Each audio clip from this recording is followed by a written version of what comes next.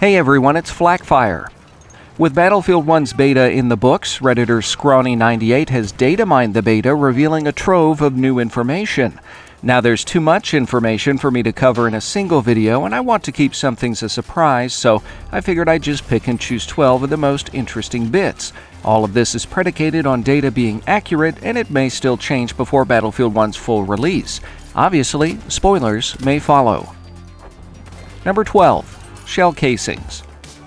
The term is found in the files and likely refers to a means of distracting enemies in the game's single player. We saw this mechanic in Battlefield Hardline, where the main character tosses shell casings to draw the attention of enemies. Furthering this theory is controller mapping for a distraction and the presence of an alarm on the Sinai Desert map. It seems highly likely at this point that Battlefield 1 will feature some stealth gameplay. Number 11. The Hidden Saber. In the files, one of the lines reads, "Find the Hidden Saber and take down an enemy in the French countryside in the campaign." From this description, it appears DICE will be hiding some items in the game for players to find, which always keeps things interesting. Number 10. Trench Shield. I'm honestly surprised to see this. Trench shields were steel shields used by brazen snipers to obtain a good view and firing position into no man's land. While generally effective at deflecting regular bullets, armor-piercing bullets and large-caliber weapons could defeat the armor, plus they weren't exactly stealthy and telegraphed your location to the enemy, who could call in artillery. Number 9. Grenade Roof.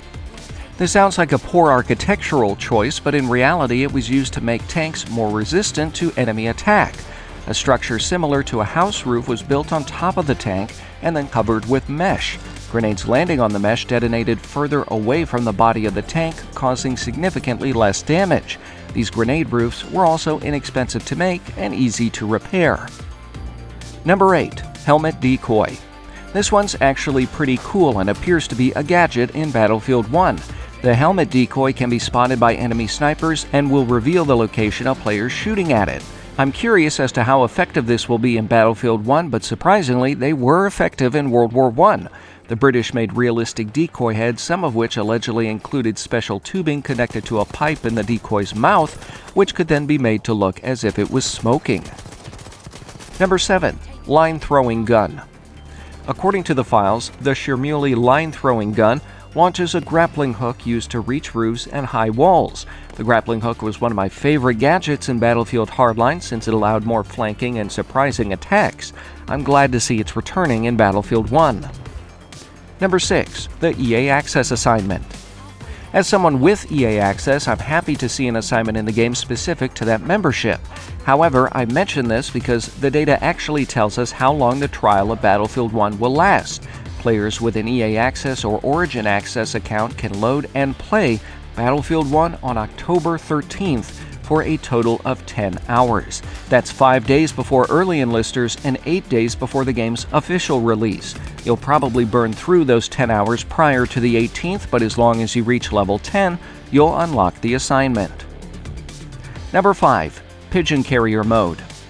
Battlefield 1 will indeed feature a game mode involving carrier pigeons, which were vital to World War I communication.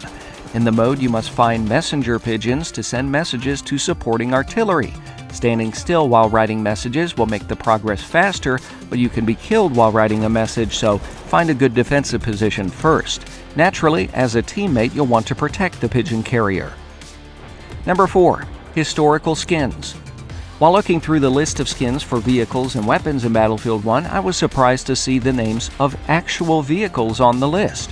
Most notably, 2 German A7V tanks, Mephisto and Wotan.